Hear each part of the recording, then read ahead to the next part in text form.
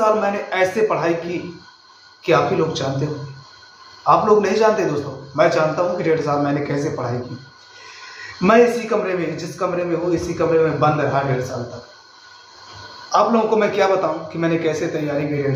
1.5 साल पूरे मैं इसी कमरे में घुसा रहा, बाहर नहीं गया। पहले तो मैं जाता रहा, घूमता भी रहा, लेकिन लगभग 6 महीने जब हुए ना दोस्तों, मैं इस रूम से बाहर नहीं गया। ऐसे लगातार पढ़ाई की कि इस रूम से बाहर नहीं गया। और लगातार पढ़ाई करते करते लगभग 6 महीने की पढ़ाई के बाद मैंने MPPSC प्रीलिम्स क्रैक कर दिया।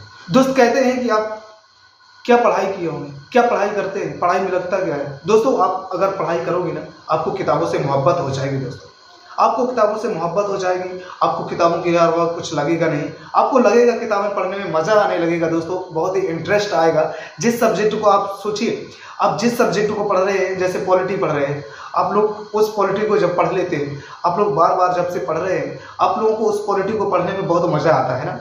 आप लोगों को बोल दिया जाए कि आप इकोनॉमी पढ़िए तो आप लोगों को मजा आता है। ऐसा क्यों होता है?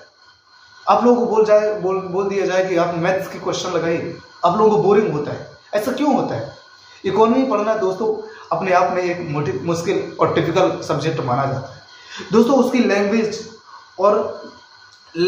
और भाषाओं को लेकर, भाषा नहीं कह सकता मैं, लैंग्वेज, उसकी लैंग्वेज एक ऐसी जो है, अब बोलते हैं ना कि टेक्निकल भाषाओं में आ जाती है।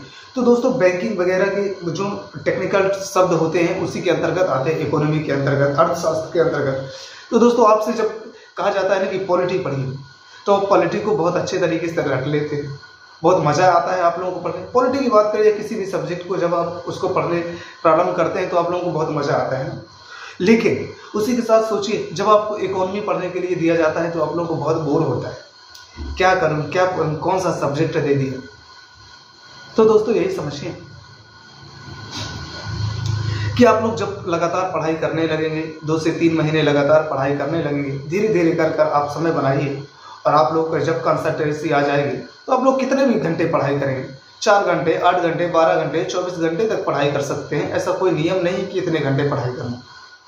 जितने घंटे आपकी इच्छा करे उतने घंटे पढ़ाई कर सकते हैं। बस लगातार आप तो रूटीन तो बनाइए, कम से कम बैठिए, तो कापी लेकर कम से कम बैठिए, तो अपने दिमाग को स्थिर तो करिए। सोचिए एक बार, जब भी आपका मन ना लगे, मैंने हमेशा कहा है कि आप अपने माता पिता के उस गरीब माँ की आंखों में आंखें डालकर देखिए कि आप लोगों को क्या करना चाहिए, क्या आप लोगों के लिए उन्होंने किया।